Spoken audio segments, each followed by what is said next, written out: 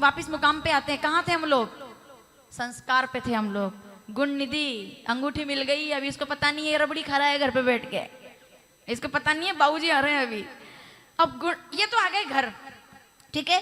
अब ये घर आए, उन्होंने कहा हाँ भाई धर्मपत्नी जी, धर्मपत्नी है, हाँ क्या बात? बोले भोजन तैयार है? बोले हाँ भोजन लगाओ, लेकिन वो जो मैं हाथ भोजन जब हाथ धोए तो कहा अब आज मेरा हाथ बड़ा खाली खाली लग रहा है, एक काम करो आज अंगूठी पहन लेता हूँ। वो अंगूठी लाओ जरा, कहाँ रखी है जो तुम हर बार कहती थी कि मेरे पास रखी है, मेरे पास रखी है, जो खो गई थी, तुमने कहा था मेरे पास लाओ जरा। अब पत्नी फंसी, उन्होंने कहा अंगूठी का क्या करना है, वो ढूंढनी पड़ेगी, वैसे जल्दी जल्दी में एकदम से ऑर्डर दे दिया आपने, मैं कल ढूंढ दूंगी। अभी तो उन्होंने कहा रात भर में लड़के से कहूंगी तो कहीं ना कहीं से वापस ले आएगा, फंस तो गए। उन्होंने कहा चलो अंगूठी नहीं मिल रही, नहीं कोई बात नहीं, वो जो साड़ी मैं काशी से तुम्हारे लिए लाया था 8,500 की साड़ी थी, तुमने कभी पहनी नहीं। आज मंदिर चलेंगे, लाल कलर की साड़ी थी, जगदम्बा की पूजा का दिन है, आज तुम वही साड़ी पहनना।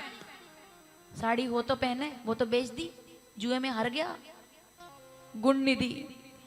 अब साड़ी तो गायब थी बहुत दिन से। उसने कहा साड़ी मिल नहीं रही है, मैं ढूंढूंगी।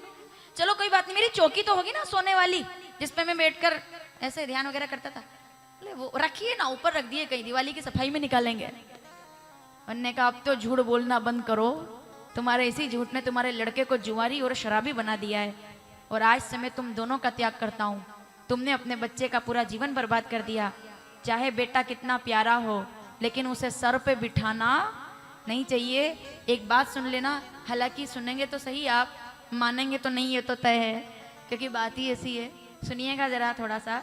अगर बच्चा संस्कार विहीन हो, अगर बच्चा राम को ना माने, अगर बच्चा बड़ों को प्रणाम ना करे, अगर बच्चा साधु को प्रणाम करने से पहले 3 बार पूछे कि इनको प्रणाम क्यों करना है, दादी इनको प्रणाम क्यों करूं, मंदिर क्यों जाना है, उसको या तो संस्कार देकर के 1 बार सिखा दो, 2 बार सिखा दो, तीसरी बार पूछे तो ऐसे बच्चे का त्याग कर देना चाहिए।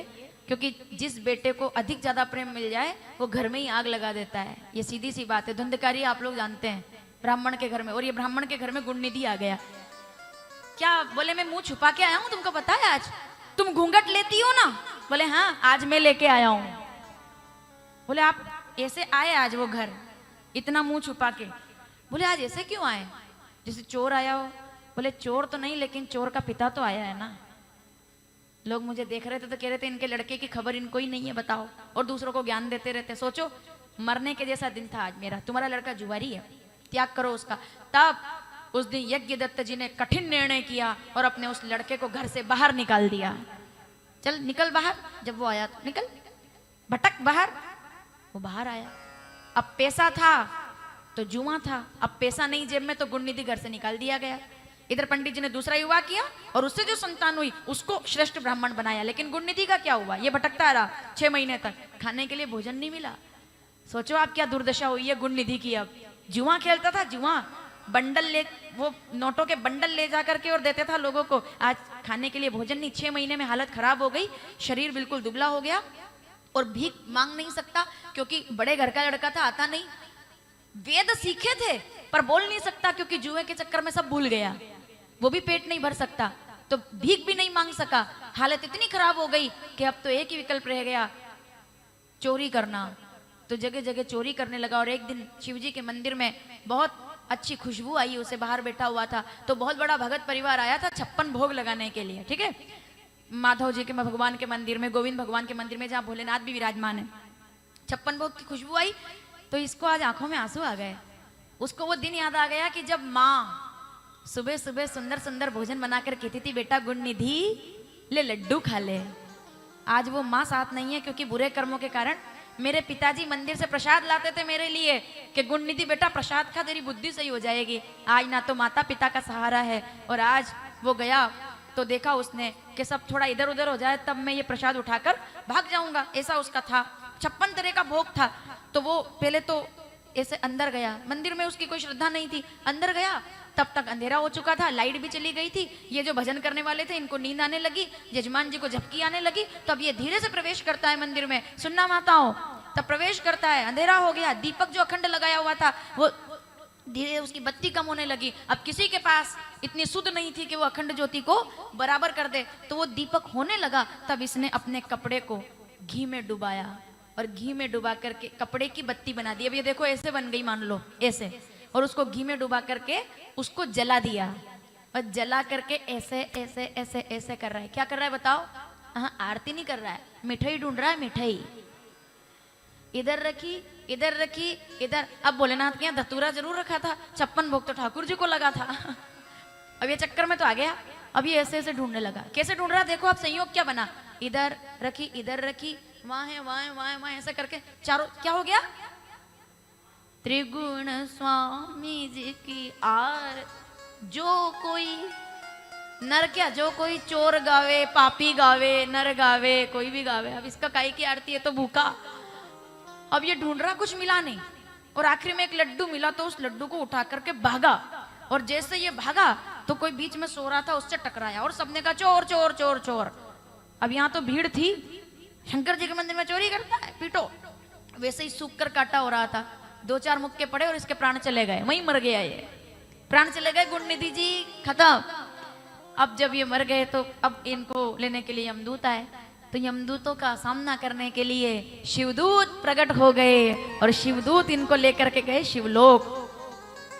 अभी सब सस्पेंस में है, नहीं नहीं अभी आप ऐसे मत समझना, थोड़ा इंतजार करना अभी, ठीक है? सब सस्पेंस में। अभी नरक नहीं गए, ये गए शिवलोक। इनने कौन सा अच्छा काम किया जो शिवलोक गए? ये देखेंगे अभी क्या हुआ इसका मतलब। शिवलोक चले गए, वहां शिव जी का इन्होंने बड़ा दर्शन किया। और शिवलोक में रहने के बाद भी, क्योंकि ये पापी तो थे, इनकी बुद्धि धन में हमेशा रही थी, इसलिए इनको वापस जन्म लेना पड़ा। और ये कलिंग, यानी कि जिसको कहते हैं उड़ीसा, वहां जाकर के एक राजा बने। पर इनको पहले का सब याद था कि मैं ऐसे ऐसे पापी था और मेरा ऐसा ऐसा शिवलोक को गमन हुआ था। तो ये वहां के राजा बने उड़ीसा में, कलिंग देश के। ये राजा बनकर के जन्म लेते हैं अच्छे परिवार में। और अब इनको पता था कि पहले जन्म में जो गलती करी अब नहीं करनी है, तो इन्होंने क्या किया? इन्होंने बहुत प्रकार के दीप दान करने की प्रथा प्रारंभ कर दी और पूरे राज्य में ऐलान करा दिया कि सभी विशेष मुहूर्त पर दीप दान करेंगे। हर घर से दीपक आएगा, सब दीप दान करेंगे, सबको दीप दान करना है। पूरे राज्य में दीप दान होने लगे। और कहते हैं कि जब समय आने पर इनके प्राण गए और ऐसा उस शरीर को त्यागने के बाद इनका प्राकट्य हुआ, तो भारद्वाज जी ऋषि की कन्या इडविडा, उनकी बेटी, भारद्वाज ऋषि की बेटी इडविडा का विवाह मुनि विश्रवा के साथ हुआ। और विश्रवा की संतान के रूप में अब उस राजा का जन्म हुआ। और वो और कोई नहीं, भोलेनाथ की कृपा से यक्षराज कुबेर बनकर के प्रकट हो गए। तब जब कुबेर बनकर प्रकट हुए तो उनको भोलेनाथ ने दर्शन दिया।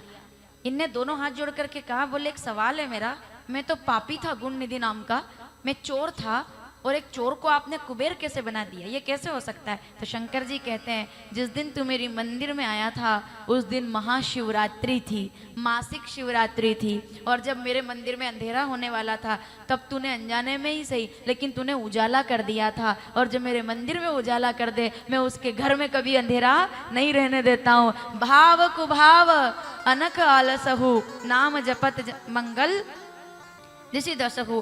तो जो प्रेम से ना सही, जैसे भाव से दीप दान कर दे, उजाला कर दे, मैं चोर को भी कुबेर बना देता हूँ। तूने दीप दान किया राजा बनने के बाद, तो सावधान, जितने दीप दान इनने करवाए थे वो सब मणियां बन गए, और वही मणि के ये धन कुबेर बन गए। अमरावती जैसा लोक इनको मिला और वहां के ये यक्षराज हो गए। बोलिए कुबेरेश्वर महादेव की, कुबेर जी महाराज की।